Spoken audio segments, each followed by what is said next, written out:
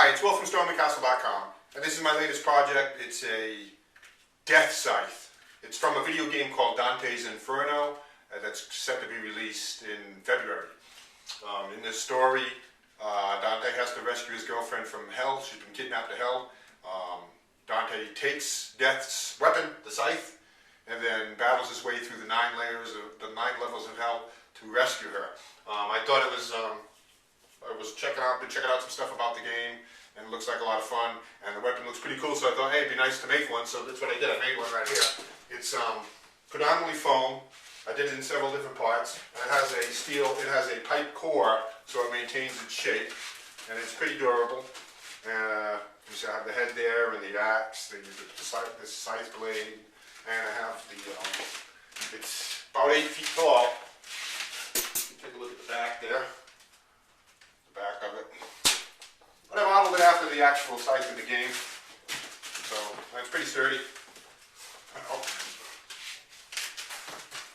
So I have, I don't think anybody's going to be making this actual weapon, but I have a tutorial following this video. I have a tutorial on the various stages I did, how I made it, with some tips and tricks if you want to make some foam weapons.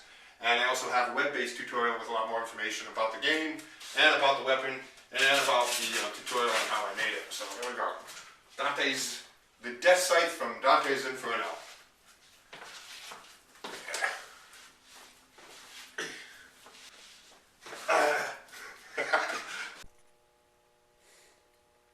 Okay, this is the first stages of the Dante's Inferno death scythe, and I wanted to show you something here. I have an EMT. I'm using EMT piping. It's a light metallic piping that electricians use to wire up houses, and I've got an angle connector here for the scythe, for the actual blade of the scythe. And what I've done is I took a 7-foot length of pipe, and I just bent it a little bit, and you can bend that by hand. It's pretty easy.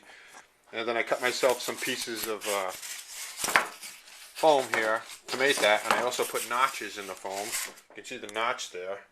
So now I can put this, assemble this in one unit, glue it together, and then sculpt it out so I have the handle. Now I'm also going to do the head of the scythe in another, as a second section, and I'm going to do the butt of the scythe as a third section. So that's what I got so far. So it's pretty simple. I don't think anybody's going to do this project, but if you want to do it, this is how I'm doing it. So now I have to glue these halves together so that's nice and strong. Okay, I've glued the 2 halves of the handle of the scythe together and put some rubber bands on them to keep it tight. So the 2 halves are glued together there. And now I'm going to let it dry, and once it dries I can start carving it. Okay, I've started to work on the actual scythe blade, the blade of the scythe there. See, I've started to sculpt it out, and what I've used is a hot wire foam cutter there. So it's coming along nice. The glue is dried on the handle of the scythe and on the butt end of the scythe, so I'll be sculpting that too.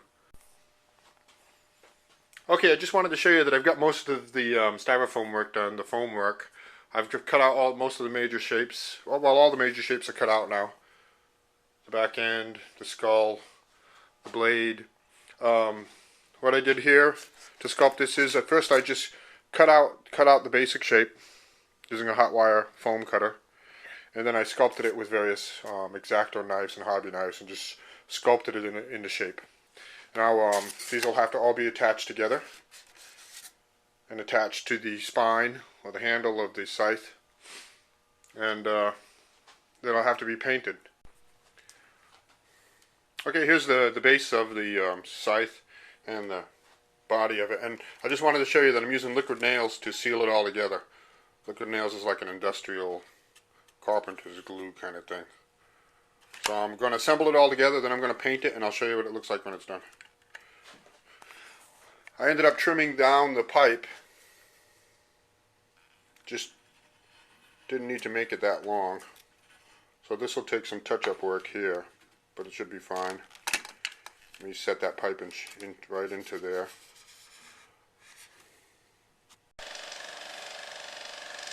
Okay, I've assembled the scythe, and now I'm starting to paint it. You can see, and that noise in the background is a ventilating fan, so I can keep the ventilation here in the basement, vent the fumes out. One thing, if you're going to use this product, this formula, to make yourself some stuff, you can't spray paint it. I didn't know that. The spray paint actually eats away at the foam, just eats right through it. So I started spray painting it and then stopped, but if you'll notice, there's a little bit of spray paint there to give it a little bit of texture. That bone really come out really good when you use the spray paint to kind of eat away at it. It kind of makes it look like bone.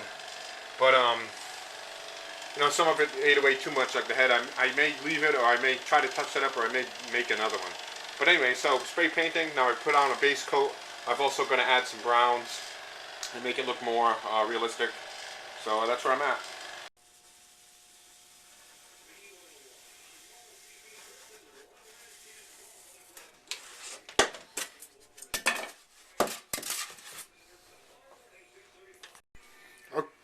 Okay, I've cut out the main shape of the skull, and next I will draw some of the patterns on it, the eyes and the mouth and the various parts of it, and then I'll sculpt that out using various hobby knives. Okay, I used a variety of tools, cutting tools, to sculpt this shape out, and I'm going to do a little bit more sculpting of it, and then I'll paint it. You can see here the first one I did, and the spray paint actually melted it away.